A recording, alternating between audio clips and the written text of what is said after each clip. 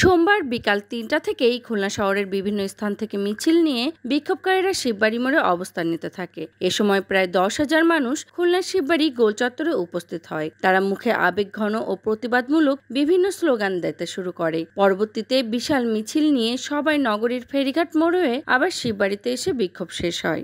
আমরা আজকে আমাদের ইসরায়েলি যে শহীদ ভাই বোন আছে তাদের সঙ্গে তাদের দুঃখ প্রকাশ করার জন্য এখানে দাঁড়িয়েছি, আর ইসরায়েলের প্রতি আমাদের ক্ষোভ প্রকাশ করার জন্য দাঁড়িয়েছি।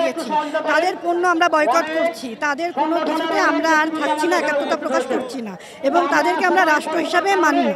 সমস্ত মুসলিম একটা শরীরের ন্যায়, একটা শরীরে যেরকমভাবে আঘাত পেলে সমস্ত শরীর ব্যথিত হয়, ঠিক অনুরূপভাবে আমরা ব্যথিত এবং আমাদের বাংলাদেশে ইসরায়েলি যত পণ্য আছে সেটা বয়কটের দাবি নিয়ে আমরা এখানে উপস্থিত হয়েছি। ফিলিস্তিনিদের উপর যে অত্যাচার চলছে সেটি একমাত্র শুধুমাত্র মুসলমানের বিষয় না, এটা একটি মানবতার বিরুদ্ধে একটি বর্বর অত্যাচার।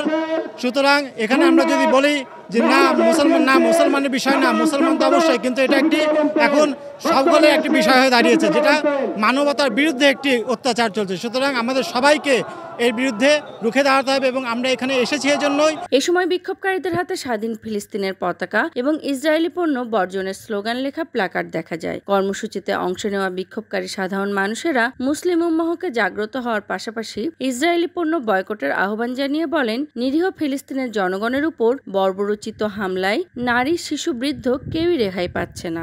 বছরের পর বছর এমন বর্বরোচিত হামলা হলেও জাতিসংঘ সহ বিশ্ব মোড়লরা চুপচাপ রয়েছে। বর্বর ইসরায়েলের আগ্রাসনের বিরুদ্ধে নিরীহ ফিলিস্তিনির পাশে দাঁড়ানোর জন্য সমস্ত মানুষ আজকে সমবেত হয়েছে।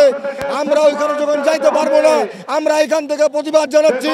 বাংলাদেশের প্রত্যেকটি ঘরে ইসরায়েলের পণ্য বয়কট করেন এবং আরব মুসলিম বিশ্বকে বলবো, আপনারা মুসলমানের ইমানি দায়িত্ব পালন করেন, ইসরায়েলের বিরুদ্ধে যুদ্ধ ঘোষণা করেন। আমাদের মুসলিম ভাই বোন যারা আজকে প্যালেস্টাইনে যারা পশুর চেয়েও নির্মমভাবে যাদেরকে আজকে হত্যা করা হয়েছে, তাদের যে প্রতিবাদ, আমরা সাধারণ মানুষ আমরা এখানে তাদের হয়ে লড়াই করতে পারবো না।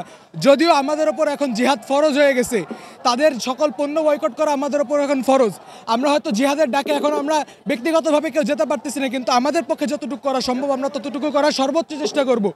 শুধু একজন মুসলিম হিসেবে না, আপনি যদি একজন সাধারণ মানুষ হিসেবেও দেখেন, আপনি যে কোনো ধর্মের হতে পারেন, কিন্তু আপনি অবশ্যই ফিলিস্তিনের এই জিনিসগুলো দেখে, এই বর্বরতা দেখে আপনার নিজের খারাপ লাগা উচিত। আপনার শুধু মুসলিম হওয়ার দরকার নেই, আপনি মানুষ হলেই যথেষ্ট। Desk report, voice of tiger.